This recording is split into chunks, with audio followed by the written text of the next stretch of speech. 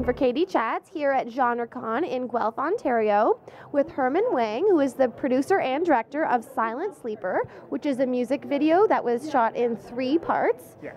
Okay, so you're screening at SHARPCUTS this weekend as well, which is in conjunction. Saturday, the science fiction block for SHARPCUTS starts at noon, I believe, on Saturday, and it goes for 2 hours.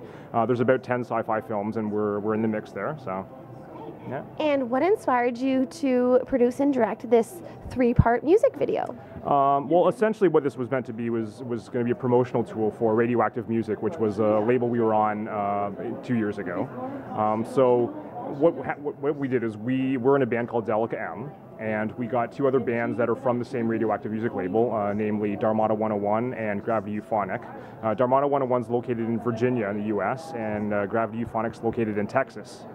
So essentially what I did was I laid out the storyboard, I came up with the main concepts, we shot most of the action sequences in Toronto, and then we farmed out some of the filming to Virginia and to Texas. So basically they did filming of their own, the band members filming themselves, singing the songs and things like that, and then they sent all the footage to me, and we amalgamated it all into one 12-minute epic music video that also qualifies as a science fiction short.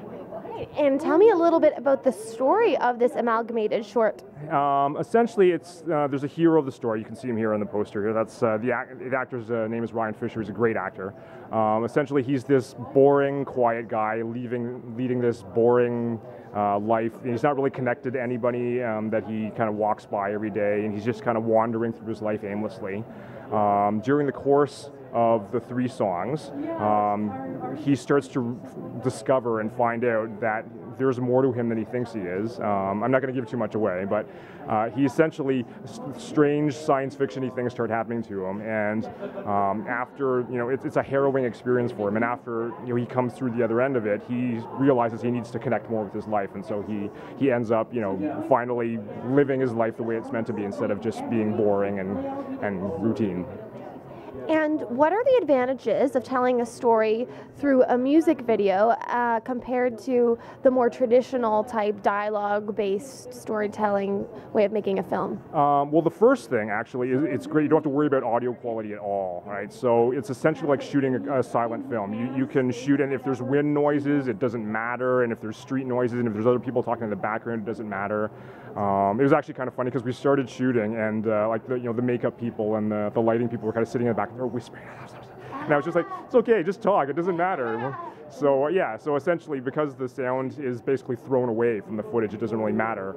So it streamlined the process of shooting quite a bit. So we were able to we basically shot everything in mostly one weekend. We did some reshoots a month later, but we got everything done in one weekend. And yeah, when it was all said and done, all we have to do is paste in the 3 songs and just made sure it's synced up with the lip syncing of the 3 bands that were incorporated into it. And how did you go about casting the project? Just the regular way. We put an ad up for the lead and for a couple of the roles on Mandy.com, and we got a good number of entries. So we just held traditional auditions, and we picked our 2 male characters. Emily Schooley was a friend of the videographer Steve Lambert.